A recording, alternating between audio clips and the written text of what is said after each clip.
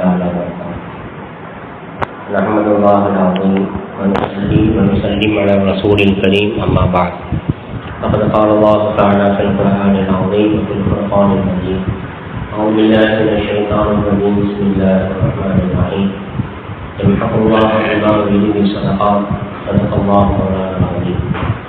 அளவற்ற அருளாளனும் நிகரற்ற அன்புடையவனுமாகிய எல்லாம் அல்ல அல்லாஹு தஆலாவின் திருநாமம் போற்றி துவங்குகின்றேன். சலாத்தும் சலாமும் இருளகத்த எம்பெருமான முஹம்மது முஸ்தபா அஹ்மதின் ஜித்தபா ரசூலே கரீம் ஸல்லல்லாஹு அலைஹி வஸல்லம் அவர்களின் மீதும் அன்னாரின் நடித்துவற்றை அப்படியே பின்பற்றி வாழ்ந்த உத்தம சத்திய சஹாபாக்கள், தாமியங்கள், தபாதாமியர்கள், அவுலியாக்கள், சுஹதாக்கள், சாலிஹீன்கள், நல்லோர்கள், குறிப்பாக நம் அனைவரின் மீதும் அல்லாஹுடைய ரஹ்மத் தன்னிருக்கிறது என்று நிலவட்டுமாக. ஆமீன். கண்ணியமிக்க அல்லாஹ்வின் அடியார்களே, மேலான பெரியார்களே, சகோதரர்களே, சகோதரிகளே, தாய்மார்களே, அல்லாஹ் சுப்ஹானஹு வ தஆலாவுடைய மாபெரும் கிருபையினால் புனிதமிக்க ரமலானுடைய மாதத்தின் 25வது நாள் தராவீகை நாம் நிறைவு செய்திருக்கின்றோம். அல்ஹம்துலில்லாஹ்.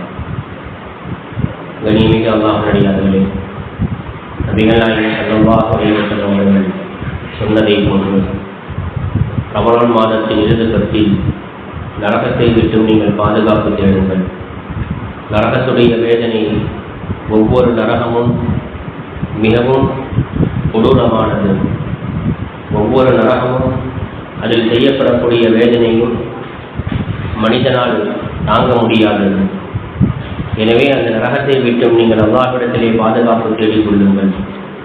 நரகத்தை விட்டு விடுதலையாகக்கூடிய காரியங்களை நீங்கள் செய்து கொள்ளுங்கள் என்று நபிகள் நாயகம் ஸல்லல்லாஹு அலைஹி வஸல்லம் அவர்கள் இந்த சமுதாயத்திற்கு அறிவுறுத்தி கொண்டே இருக்கிறார்கள். அந்த நரகத்திற்கு கொண்டு சேர்க்கக்கூடிய காரியங்களில் 4வது காரியம் அக்குலு ரிபா, வட்டி விட்டு சாப்பிடுவோம். நிறைய சம்பாதிக்கிறாரு, இன்னும் கொஞ்சம் நிறைய பணம் வரட்டுமே அப்படின்னு என்ன செய்யுது, வட்டிக்கு விட்டு என்ன செய்யறாரு, சாப்பிட்றாரு. இப்போ இப்படி சாப்பிடக்கூடியவங்களுடைய விஷயத்தில் பெருமானார் ஸல்லல்லாஹு அலைஹி வஸல்லம் சொல்கிறாங்க, நீங்கள் வட்டிக்கு விடுவதன் மூலமாக உங்களுக்கு அதிகமாக கிடைக்கிறது என்பதாக நீங்கள் நினைக்கிறீர்கள். நபிகள் நாயகம் ஸல்லல்லாஹு அலைஹி வஸல்லம் சொல்கிறாங்க, ஹாக்கிமில் பதிவான ஹதீஸ், அர்ரிபா வயின் கசுர, வட்டி என்பது அது அதிகமாகுமே ஆனால் பையன் ஆக்கிபத்து, ஆரம்பத்தில் அதிகமான மாதிரி தெரியும். 100 ரூபா கொடுத்தோம் 110 ரூபா தருவார், 1000 ரூபா கொடுத்தோம் 1100 ரூபா கொடுப்பார். அது அதிகமாக தர மாதிரி, அதிகமாக கிடைக்கிற மாதிரி தெரியும் உங்களுக்கு. ஆனால் பையன் ஆக்கிபத்து, அதனுடைய முடிவிலே நீங்கள் பார்க்கிறீர்கள் ஆனால் தசீரும் இதன் கல், அது உங்களுக்கு குறைந்து கொண்டே போகும். என்ன செஞ்சிடும், செல்வத்தை அது குறைத்து கொண்டே செல்லும் என்பதாக நபிகள் நாயகம் ஸல்லல்லாஹு அலைஹி வஸல்லம் சொல்லி காட்டுறாங்க. ஆரம்ப காலகட்டத்தில் அதாவது பெருமானார் ஸல்லல்லாஹு அலைஹி வஸல்லம் அவர்களுடைய மாமா, அவங்க யாருன்னு சொன்னால் ஹஜ்ரத் அப்துல்லாஹ் இப்னு அப்பாஸ் இப்னு அப்துல் முத்தலிப். இவங்க ஆரம்ப காலத்தில் வட்டி தொழில் செஞ்சுட்டு இருந்தாங்க. அவங்களை பற்றி சொல்லும்போது சல்லல்லாஹு சொல்கிறாங்க, முஸ்லீம் ஷரீஃபில் இந்த ஹதீஸ் பதிவு செய்யப்பட்டிருக்கு. ஜாபிர் இப்னு அப்துல்லா ரலியல்லாஹு அன்ஹு சொல்கிறாங்க, நபிகள் நாயகம் ஸல்லல்லாஹு அலைஹி வஸல்லம் அவர்கள் ஒரு தடவை குத்பா பிரசங்கம் செஞ்சாங்க. எந்த நாளில் அப்படின்னு சொன்னால் யௌம அரஃபா, ஹஜ்ஜுடைய அரஃபாவுடைய தினத்தில் எங்களுக்கு என்ன செஞ்சாங்க, பிரசங்கம் செஞ்சாங்க. எந்த இடத்துல அப்படின்னு சொன்னால் பத்துனில் வாதி, பத்துனுல் வாதி என்று சொல்லக்கூடிய அந்த இடத்துல நின்று எங்களுக்கு என்ன செஞ்சாங்க, அந்த அரஃபாவுடைய தினத்தில் பிரசங்கம் பண்ணாங்க. பிரசங்கம் செய்யும் பொழுது நபிகள் நாயகம் ஸல்லல்லாஹு அலைஹி வஸல்லம் அவர்கள் சொன்னார்கள், வர்ரிபல் ஜாஹிலியா மௌலூகுன், அறியாமை காலத்தினுடைய வட்டிகளை அனைத்தையும் மௌலூகுன், என்னுடைய காலடிக்கு கீழே நான் போட்டு மிதித்து விட்டேன். அவ்வளோ ரிபல் அவரோ ரிபா, ஆரம்ப காலகட்டத்தில் இந்த வட்டி என்பது யார் செஞ்சிட்டு இருந்தாங்கன்னு சொன்னால் அதில் அப்பாஸ் இப்னு அப்துல் முத்தலிப் ஆரம்ப காலத்தில் வட்டியை செஞ்சிட்டு இருந்தாங்க. அந்த வட்டி அனைத்தையும் நான் என்ன செஞ்சிட்டேன், என்னுடைய காலடிக்கு கீழாக போட்டு நான் விதித்து விட்டேன் என்பதாக ஸல்லல்லாஹு அலைஹி வஸல்லம் சொன்னான். அப்போ ஆரம்ப காலகட்டத்தில் அந்த வட்டி தொழில் மக்காவிலேயும் என்ன செய்யிருக்கு, இருந்திருக்கு. அவன் ஆரம்ப காலகட்டத்தில் என்ன ரசூலுல்லாஹ் அது உயர்ந்து வருவதற்கு முன்பதாக என்ன செஞ்சாங்க, காலில் போட்டு மிதிச்சிட்டாங்க. அல்லாஹ் சுப்ஹானஹு வ தஆலா சொல்றான், அல்லாஹ் பைஅ வ ஹர்ரம ரிபா, வியாபாரத்தை நான் ஹலாலாக ஆக்கியிருக்கிறேன், ஆனால் வட்டியை நான் ஹராமாக ஆக்கியிருக்கேன். ஆனால் இன்னைக்கு எப்படி ஆகி போச்சுன்னு சொன்னால், வியாபாரம் செய்வதற்காக வேண்டி என்ன செய்கிறாங்க, லோன் போட்டு வட்டிக்கு வாங்கலாம். அப்போ அந்த வியாபாரத்தில் பறக்கத்து இருக்குமா? யோசனை பண்ணி பாருங்க. இப்போ நீங்கள் கேட்கலாம், இப்போ யார் கடன் தர்றா எங்களுக்கு? நல்லா தூங்கிட்டு இருக்கும்போது ஃபோன் அடிச்சு லோன் வேணுமா அப்படின்னு கேட்குறானா இல்லையா? எனக்கு என்ன லோனு கொடுக்குறதுக்கு நீங்கள் தயாராக இருக்கிற, நல்லா தூங்கிட்டு இருப்பாரு, திடீர்னு ஃபோன் அடிச்சு லோன் வேணுமா? நான் எப்பயும் அவங்கள்ட்ட லோன் கேட்டேன். அவங்க நல்லா தூங்கிட்டு இருப்போம், ஃபோன் அடிச்சு லோன் வேணுமான்னு கேட்பாங்க. இன்னைக்கு எப்படின்னு சொன்னால், வட்டி அப்படிங்கிறது கொண்டு வந்து இந்த மக்களுக்கு பற்றியில் புகுத்தப்படுது. ரசூல் ஸல்லல்லாஹு அலைஹி வஸல்லம் சொன்னாங்க, ஒரு காலம் வரும், அந்த காலத்தில் நீங்கள் வட்டிக்கு நீங்கள் வாங்காமல் இருந்தாலும் கூட அந்த வட்டியினுடைய புகை, அதாவது அதனுடைய வாடை கூட என்ன செய்யுமா அவங்கள துரத்திக்கிட்டே இருக்குன்னு சொன்னாங்க. சொல்லுங்க, ஏதேனும் ஒரு வழியில் என்ன செய்யும் உங்களை வட்டி துரத்தி கொண்டே இருக்கும். எனவே அதை வச்சு நீங்கள் என்ன செய்யுங்க, நீங்கள் அல்லாஹ்விடத்திலே பாதுகாப்பு தேடிக்கொள்ள என்பதாக சொன்னாங்க. இன்னொரு ஆயத்தில் அல்லாஹ் சொல்கிறான், வட்டியை அல்லாஹ் அளிக்கின்றான், சதகாக்களை அல்லாஹ் வளர்க்கின்றான். இந்த ரமலானுடைய மாதத்தில் நிறைய சதகாக்கள் செய்யணும். ₹1 கொடுத்தோம்னா 70 ரூபா கொடுத்ததுக்கு சமம். ₹1 கொடுத்தா 70 ரூபா கொடுத்தது சமம். 100 ரூபா கொடுக்குறீங்களா, எவ்வளோ கொடுத்தது சமம்? எவ்வளோ கொடுத்தது சமம்? 100 ரூபா கொடுத்தா 700 ரூபா. 100 ரூபா கொடுத்தா எவ்வளோ?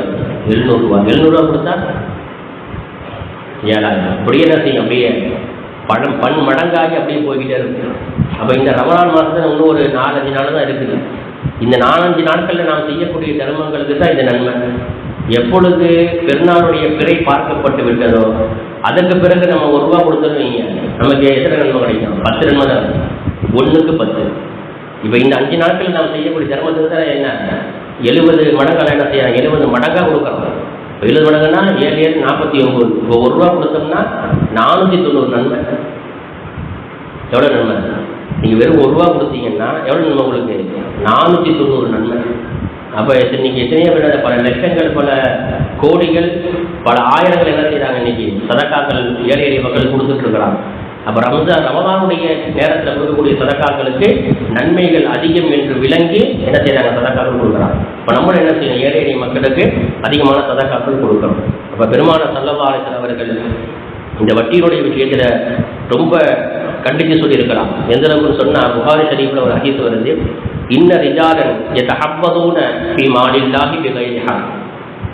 அல்லாஹ் அவர் கொடுத்திருக்கக்கூடிய அந்த பொருளாதாரத்தில் சில மனிதர்கள் என்ன செய்யறாங்கன்னா பிகைரி ஹக்கி, அதற்குண்டான ஹக்கு அல்லாமல். அப்படின்னா என்ன அர்த்தம்? இதற்கு விளக்கம் எழுதுவாங்க, வட்டி தொழில் என்னது, காசை வட்டிக்கு விட்டு சம்பாதிக்கிறது. இப்படி யார் இருக்கின்றார்களோ பலகும் நாள், அவர்களுக்கு நரகம் இருக்கிறது, நரக நெருப்பு இருக்கிறது. யௌமல் கியாமா, நாளை மறுமையிலே அவங்களுக்கு என்ன இருக்கு, நரகம் இருக்கிறது என்பதாக ஸல்லல்லாஹு சொல்லி காட்டுறாங்க. அதே போல இன்னொரு ஹதீஸ்ல ஸல்லல்லாஹு சொல்றாங்க, குல்லு ஜஸதி நபதத் மின் சுஃபதி, அதாவது சட்டவிரோதமாக அல்லாஹ் சுப்ஹானஹு வ தஆலா எதை தடுத்திருக்கின்றானோ அந்த தடையை மீறி பொருளாதாரத்தின் மூலமாக வரக்கூடிய அந்த உணவை சாப்பிட்ட ஒவ்வொரு உடலும், குல்லு ஜஸதுன்னு சொன்ன ஜஸதுனா உடல், ஒவ்வொரு உடலும் பன்னார அவுலாபி, அந்த உடல் அது நரகத்திற்கு சொந்தமானது என்று ஸல்லல்லாஹு சொல்லியிருக்கிறாங்க.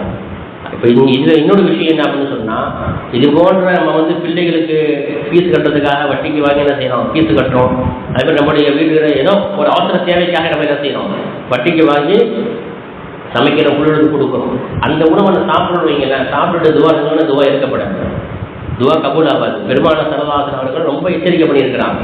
இது மாதிரி ஹராமான உணவுகள், வட்டின்னு இல்லை, இது மாதிரி எத்தனை ஹராமான உணவுகள் நம்மளுடைய உள்ள போகுதோ, அந்த உள்ள போன அந்த உணவின் மூலமாக உடம்பிலே எந்த சதை துண்டு வளர்கிறதோ அந்த சதை துண்டு அது நரகத்திற்கு உரித்தானது என்று சொன்னாங்க ஸல்லல்லாஹு அலைஹி வஸல்லம்.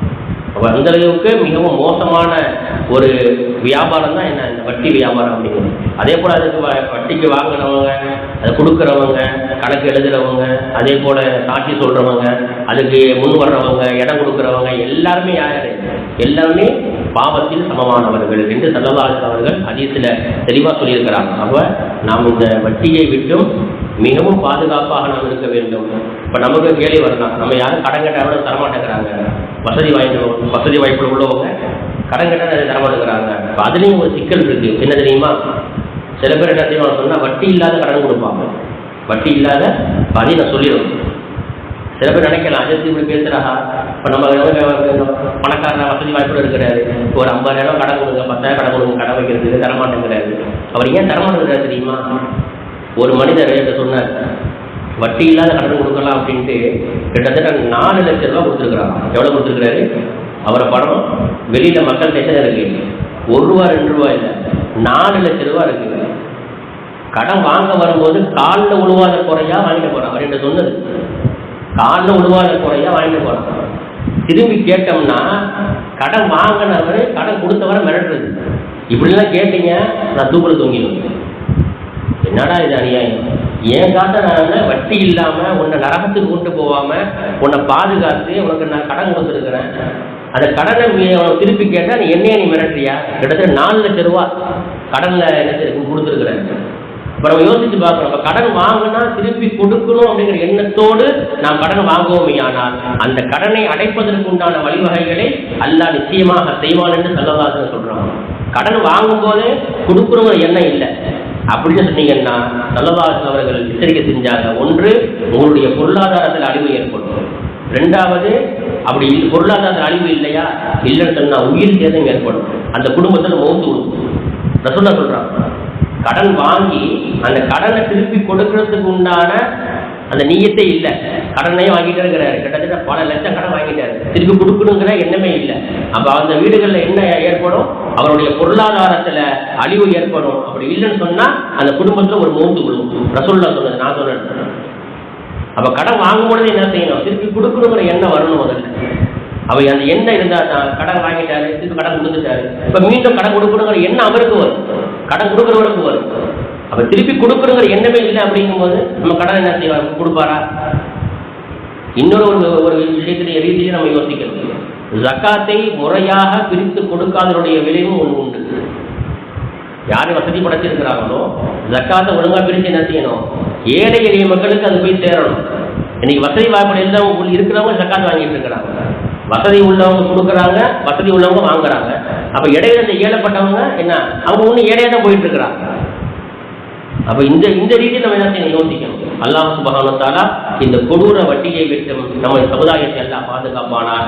அதிகமான சதகாக்களை கொடுத்து ஜக்காத்தை முறையாக நாம் ஏழை எளிய மக்களுக்கு கொடுத்து அவர்களுடைய வாழ்வாதாரத்தையும் உயர்த்துவதற்கு உண்டான எல்லா விதமான வழிவகைகளையும் அல்லாஹ் செய்வானாக. வாஹிரு தஅவானா அல்ஹம்துலில்லாஹி ரப்பில் ஆலமீன். அஸ்ஸலாமு அலைக்கும் வரஹ்மத்துல்லாஹி தஆலா வ பரகாத்துஹு.